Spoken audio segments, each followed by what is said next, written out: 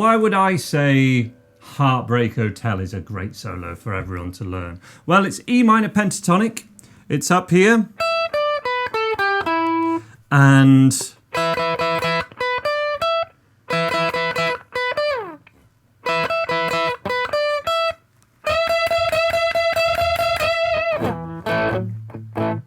that pretty much covers all the essentials of lead guitar playing, especially from a beginner point of view. It also gets you out of the kind of bad habit when you're practicing single note stuff and scales of always starting from string 6. You know, starting like this and then eventually getting up to the thinnest strings. Because all the stuff happens, all the good stuff happens on the thinnest couple of strings.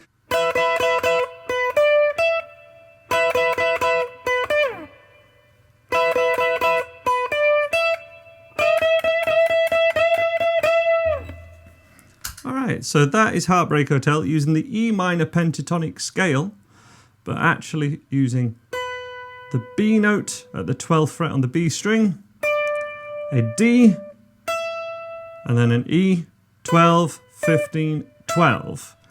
Starting off though with a flat first finger, 1, 2, 3, 4. And then 1, 2, 3.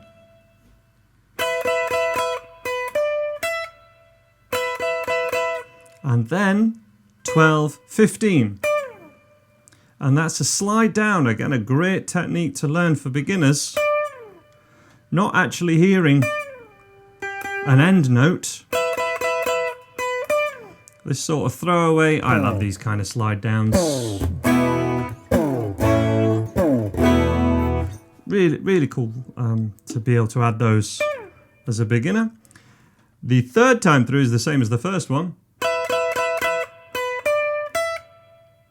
And then the final time for a real beginner of electric guitar, I'd probably encourage just going 12 and 12 and going 1 and a, 2 and a, 3 and a, 4 and a. But the actual way of doing it, and I'd encourage a whole step bend, a unison bend this is called, where we bend the D note up to the pitch of E, and we kind of 1 and a, 2 and a, 3 and a, 4 and a. Now this is how I've seen Angus Young do string bends. Because he is kind of a small chap, so he's probably got small hands. And I think he learnt to use his little finger supported by the third finger to do any bends on the B string, moving up to like the octave of that key. And that's something I'd encourage you to have a go at. If you have really chunky fingers and chunky hands, you may prefer doing that with the third finger. And I've even seen people do this with their middle finger.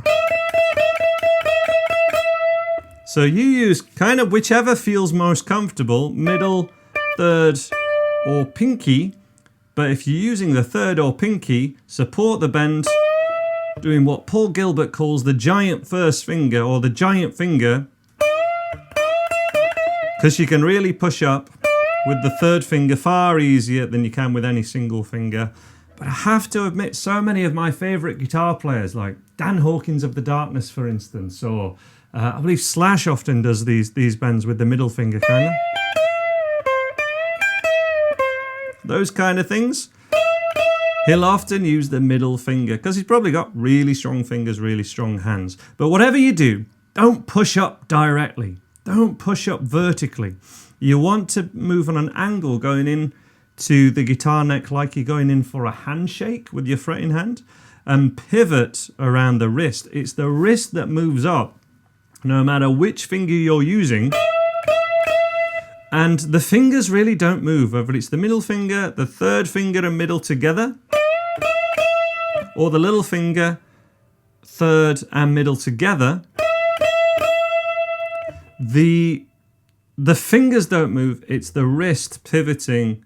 Then that's the biggest lead guitar technique, and this is a great place to learn it. And you're really making sure that that bend is in tune, and this is a two-step or whole step bend. So a 2 fret bend, and we're bending D up to the pitch of E, which is also the same pitch here. And if you go too far, it sounds kind of like that. And if you don't go far enough, it sounds like that. This is called intonation, or bending in tune. And it's the most important thing to get when we're doing a simple solo like that. Now, if they're a little bit out, like that, it still sounds good. There's a tension there that's really cool, especially when we kind of...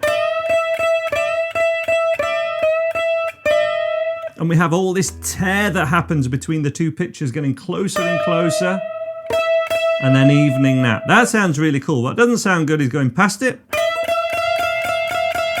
or not getting anywhere near it. That sounds bad. But if we get kind of close, it really works. And in fact, it's a real recording technique for each note to be a little bit out of tune from standard tuning. So the harmonics kind of are even more harsh or more pleasant. And this can be really practiced here. So a recap over the full solo. And let's look at this in context. So we kind of have, well, since my baby left me. And 12-12 drag down. I'll find a new place to dwell. Well, it's down at the end of Lonely Street at E7 chord. Heartbreak Hotel. I've just realised, why do I have chorus on my sound? Where did that come from? So E7, Heartbreak Hotel, and then it's A power chord. I'll be so lonely. B7 back to E7. And that would repeat until we get that solo.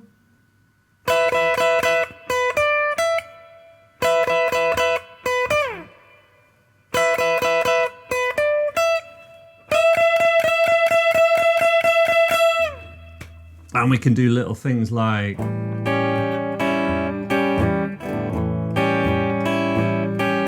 A7 with the little finger.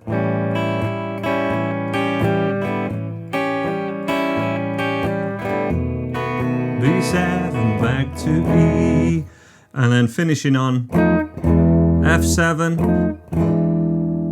to E7 as a very standard kind of blues ending. And that would be Heartbreak Hotel. Really cool one to get under your fingers, not only for the string bending techniques, but also just all that part as well. Little slide downs, simple, done well.